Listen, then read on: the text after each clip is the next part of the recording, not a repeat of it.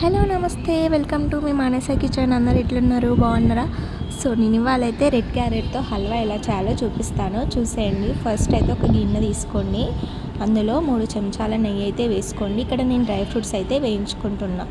బాదం, కిస్మిస్ అండ్ జీడిపప్పు అయితే వేయించుకుంటున్నా. మీరు ఇంకా డ్రై ఫ్రూట్స్, పుచ్చపప్పు అలా ఉంటుంది కదా, అది కూడా వేసి వేయించుకోవచ్చు. మీ ఇష్టమైన డ్రై ఫ్రూట్స్ అయితే వేయించుకోండి.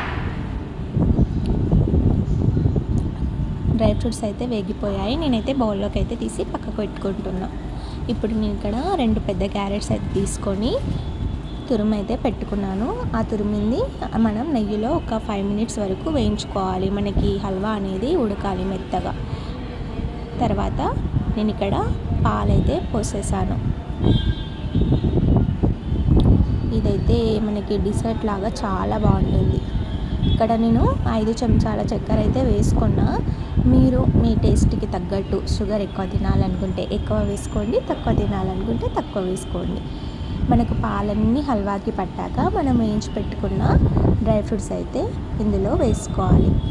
ఇప్పుడు నేను ఇక్కడ ఒక చెంచాడు యాలకుల పొడి కూడా వేశాను.